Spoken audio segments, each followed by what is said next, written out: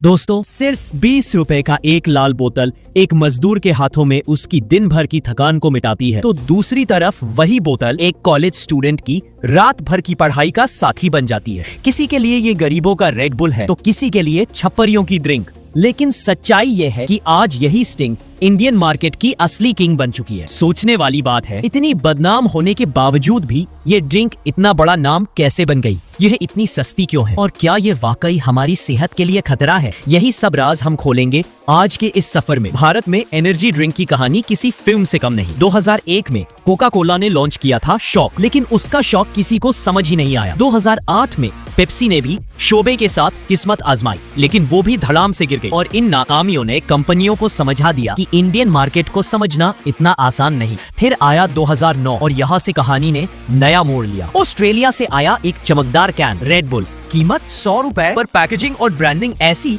कि कॉलेज जाने वाले यंगस्टर्स और जिम लवर्स इसके दीवाने हो गए। रेड बुल ने खुद को सिर्फ एक ड्रिंक नहीं बल्कि एक कूलनेस का सिंबल बना दिया। कुछ ही सालों में इसका मार्केट शेयर 60% पार कर गया। लोग इसे पीकर कहते, भाई अब तो लाइफस्टाइल सेट है। रेड बुल की सक्सेस देखकर मार्केट में एक एक करके नए खिलाड़ी कूद पड़े। यूएस से आया मॉन्स्टर एनर्जी, इंडिया में जिंगा और क्लाउड9। कोका कोला भी पीछे नहीं रहा और लॉन्च किया बर्न। पर अफसोस, ये सारे ब्रांड ज्यादा देर टिक ही नहीं पाए। किसी का नाम सिर्फ छोटे सर्कल में रह गया तो कोई बिना शोर शराबे के गायब हो गया। और 2015 तक इंडिया का असली एनर्जी किंग सिर्फ एक था, रेड बुल। लेकिन दोस्तों, दूसरी तरफ पेप्सी का हाल बुरा था। 2008 का शोबे फेल हुआ, कॉन्फिडेंस टूटा और धीरे धीरे ट्रॉपिकाना बाकी ब्रांड्स का मार्केट शेयर भी गिरने लगा। पेप्सी के लिए ये वक्त मानो अंधेरे सुरंग जैसा था। उन्हें चाहिए था एक ऐसा दाव जो न सिर्फ पुराने नुकसान की भरपाई करे बल्कि मार्केट में एक नई पहचान भी बना दे। और तभी किस्मत ने करवट ली। 2016 में FSSAI ने सख्त नियम लागू कर दिए। कैफीन लिमिट तय हुई, हर बोतल पर चेतावनी लिखनी जरूरी हुई। कई ड्रिंक्स बैन हो गए और मार्केट में एक खाली जगह बन गई। पेप्सी ने इस खाली जगह को गोल्डन चांस समझा और उतारा अपना ट्रम्प कार्ड,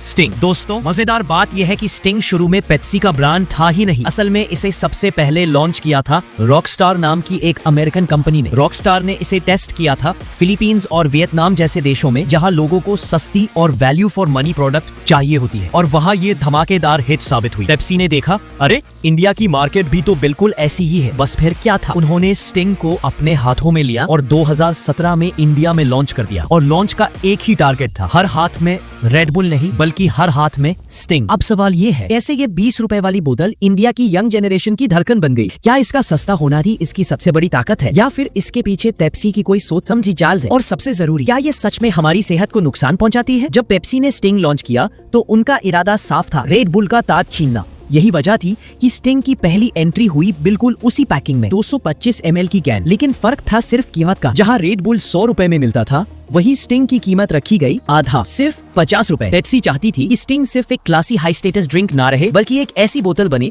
जिसे आम आदमी भी बिना सोचे समझे खरीद सके। मतलब एनर्जी अब सबके लिए। लेकिन दोस्तों, शुरुआत आसान नहीं थी। उस समय इंडिया में एनर्जी ड्रिंक को निश प्रोडक्ट माना जाता था। लोग इसे रोजमर्रा की चीज नहीं बल्कि शौक से कभी कभी पीने वाली चीज समझते थे। ऊपर से पेप्सी ने इस लॉन्च पर कोई बड़ा सेलिब्रिटी या हाई बजट टीवी कैंपेन भी नहीं चलाया। उनका भरोसा सिर्फ अपने डिस्ट्रीब्यूशन नेटवर्क पर था। नतीजा, पहले 2 साल स्टिंग की गाड़ी बहुत धीमी चली, किसी ने नोटिस भी नहीं किया। लेकिन फिर धीरे धीरे हालात बदलने लगे, खासकर उन छोटे कस्बों और शहरों में जहां रेड बुल की पहुंच बहुत कम थी। असली तूफान आया 2020 में, जब पेप्सी ने एक ऐसा दाव खेला जिसने पूरी इंडस्ट्री हिला दी। स्टिंग को उतारा 250 ml की पेट बोतल में और कीमत सिर्फ 20 रुपए। दोस्तों, यही वो पल था जिसने पूरी मार्केट को उलट पलट दिया। अब तक एनर्जी ड्रिंक एक प्रीमियम प्रोडक्ट था, लेकिन पहली बार यह आम सॉफ्ट ड्रिंक के बराबर खड़ा हो गया। अब गली के पान वाले से लेकर गांव के जनरल स्टोर तक हर कोई इस बोतल को स्टॉक करने लगा। जो ड्रिंक कभी सिर्फ कूल कैफे और नाइट क्लब में दिखती थी, वो अब स्टूडेंट्स, मजदूरों और ऑटो ड्राइवर्स की पहली पसंद बन चुकी थी। और फिर जो हुआ, उसने पेप्सी तक को चौंका दिया। 2021 में बिकी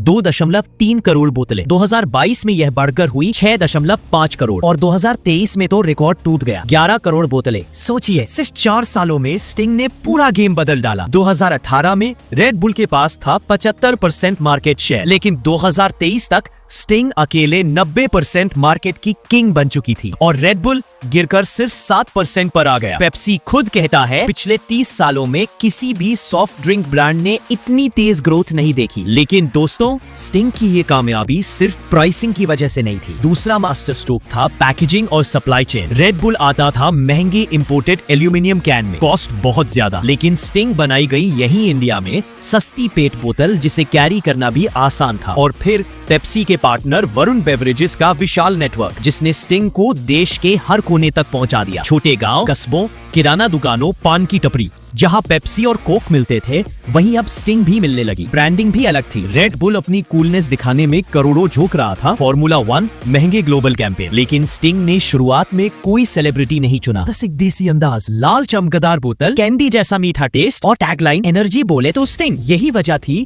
कि बिना किसी बड़े स्टार के भी 2019 से 2021 तक स्टिंग वायरल होती चली गई। बाद में जब पेप्सी ने अक्षय कुमार को ब्रांड एम्बेसडर बनाया तो इसकी पहुंच टीवी और थिएटर तक फैल गई। 2024 का डार्ट कैंपेन तो पूरा फिल्मी था। एक सिक्योरिटी गार्ड स्टिंग पीकर एनर्जी से भर जाता है और स्नाइपर की साजिश नाकाम कर देता है। यानी हर बार स्टिंग ने अपने प्रमोशन को एक एक्सपीरियंस बना दिया। लेकिन दोस्तों, पॉपुलैरिटी के साथ साथ परसेप्शन भी बने। कई लोगों ने इसे गरीबों का रेड बुल कहा, तो किसी ने छप्परियों की एनर्जी ड्रिंक। और सच ये था कि स्टिंग के सबसे बड़े खरीदार वो मेहनतकश लोग बने, दिन भर रिक्शा खींचने वाले, कंस्ट्रक्शन साइट पर काम करने वाले या फिर दिहाड़ी मजदूर। ये लोग स्टिंग इसलिए पीते हैं क्योंकि उन्हें सस्ती और तुरंत मिलने वाली एनर्जी चाहिए। लेकिन शहरी पढ़े लिखे तबके ने इसे पीना शर्म की बात मान लिया। एक ड्रिंक जिसे लोगों की थकान मिटानी थी, वो क्लास और सोशल इमेज के तराजू में तोली जाने लगी। फिर भी इंडिया की मेजॉरिटी पॉपुलेशन तो वही है जो हर दिन मेहनत करती है और सस्ती एनर्जी ढूंढती है। और यही वजह है कि इन सारे स्टीरियोटाइप्स के बावजूद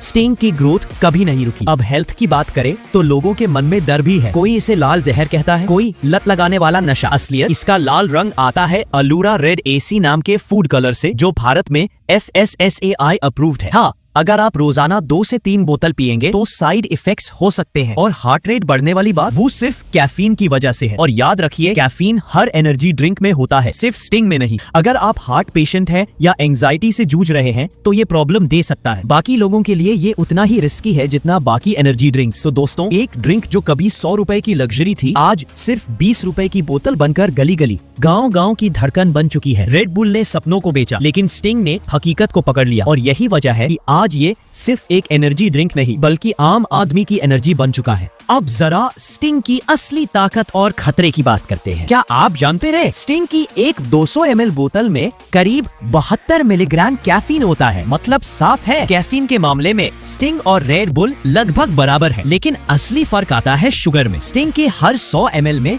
करीब 6.8 ग्राम चीनी होती है, वहीं रेड बुल में ये आंकड़ा पहुंच जाता है 11 ग्राम तक। यानी सर्विंग साइज के हिसाब से स्टिंग में बाकी पॉपुलर एनर्जी ड्रिंक से कम शुगर है। अब सोचिए, यही तो वजह है कि कई लोग स्टिंग पीकर कहते हैं, यार मीठा तो है लेकिन उतना भारी नहीं लगता। लेकिन दोस्तों, लत लगने की कहानी अलग है। असल में ये खेल है कैफीन और शुगर के मिक्सचर का। जब आप स्टिंग पीते हैं तो कुछ ही मिनटों में आपको एक इंस्टेंट एनर्जी बूस्ट मिलता है, दिल धड़कता है तेज और दिमाग को मिलता है गुड फीलिंग। और इंसान वही फीलिंग बार बार पाना चाहता है। यही से शुरू होती है एडिक्शन की आदत। लेकिन सावधान, अगर आप ओवर कंजम्पशन करते हैं तो इसके साइड इफेक्ट्स बहुत खतरनाक हो सकते हैं। नींद उड़ जाना, हार्ट रेट का अचानक बढ़ जाना, ब्लड प्रेशर का स्पाइक। और यही वजह है कि बच्चों और प्रेग्नेंट महिलाओं को ये ड्रिंक सख्ती से मना किए गए हैं। अब सवाल ये है, आज के दौर में स्टिंग खड़ा कहाँ है और इसका भविष्य क्या है? 2024 की एक रिपोर्ट कहती है कि भारत का एनर्जी ड्रिंक मार्केट 7,800 करोड़ से ज्यादा का हो चुका है और अनुमान है कि 2030 तक ये 16,000 करोड़ पार कर जाएगा। और क्योंकि स्टिंग आज इस मार्केट का सबसे बड़ा खिलाड़ी है, तो आने वाले सालों में ये 1.5 से 2 गुना तक और बढ़ सकता है। तो दोस्तों, अंत में यही कहना चाहूंगा, स्टिंग ने हमें एक बड़ी सीख दी है। अगर स्ट्रेटेजी सही हो, अगर प्राइसिंग और डिस्ट्रीब्यूशन परफेक्ट हो, तो भारत जैसी प्राइस सेंसिटिव मार्केट में पुराने से पुराने दिग्गज भी हार सकते हैं। रेड बुल ने सपने बेचे, लेकिन स्टिंग ने हकीकत छू ली। अब सवाल ये है आपसे, क्या आपने कभी स्टिंग पी है? अगर हाँ, तो इसका टेस्ट आपको कैसा लगा? कमेंट्स में जरूर बताइएगा, क्योंकि आपकी राय ही असली एनर्जी है।